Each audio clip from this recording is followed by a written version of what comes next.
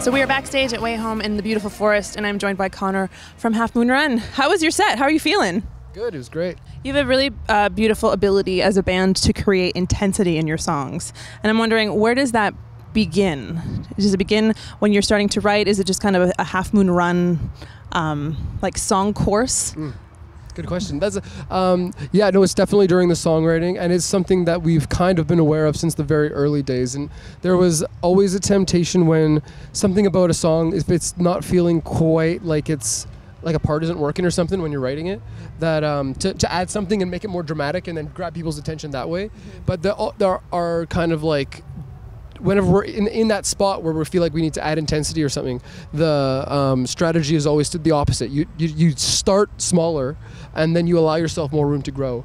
And so you can then, by doing that, you can only have like a part of a song. Like a song on our new album is called "The Debt," and it just has the same chords the whole time, and the lyrics don't change either.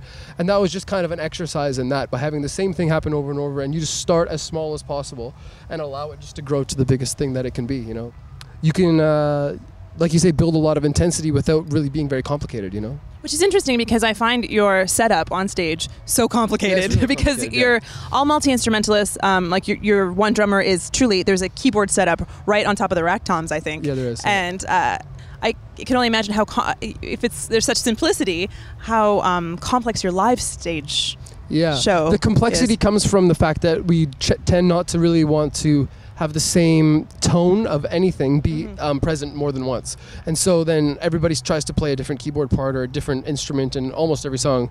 And that's not something that we have like as a dogmatic approach or anything, but it's just like what has ended up happening. So that is part of the complexity, and we've had to like jump millions of hoops, like technically and all that. But when it comes to the songwriting itself, like that's more something that you have to take more of a simplistic approach to, I think, and so to allow yourself to understand the whole thing that you're doing. Interesting. I kind of assumed you'd add percussion and add intensity, so I'm actually happy and surprised with that answer, because I noticed that the percussion is, in particularly live, what always kind of creates the build for me. Yeah. There's kind of there's like a skeleton that exists in the song, I think, and then on top of that, it's easy to add things to embellish.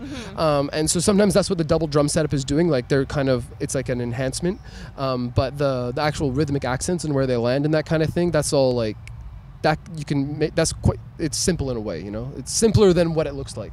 When you're on a touring cycle that is quite long and there's so much travel, what grounds you? What is your home? That's like the whole problem, you know. That's that there's nothing that grounds you, and that you're just. I find that we're just like, I wouldn't want to glorify it. We're just in a tailspin, honestly, most of the time when we're on tour. And we've tried to find ways in the past like year or two to try to be more healthy and have more balance with it, and try to exercise and drink less and all these kinds of things, right? But I found, I don't know, when we really got into the rhythm of being more healthy in that way, we were in the United States where we have kind of less success.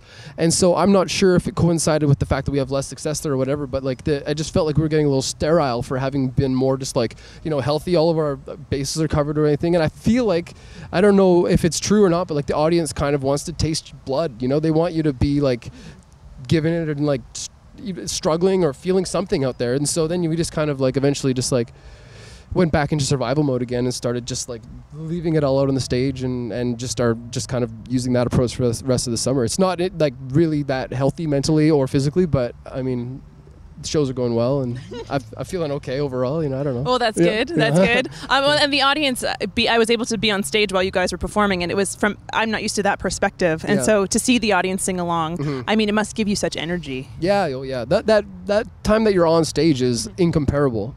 It's all the other stuff in between that ends up wearing you down. Well, I hope that you have a beautiful rest the next time you do have one. Yeah, thank you. Are you guys writing on the road? No, we've never had much success with that. It's but we have, as compared to on the first album cycle, we have more time in between tours. So like we've been able to kind of bounce ideas around in the meantime.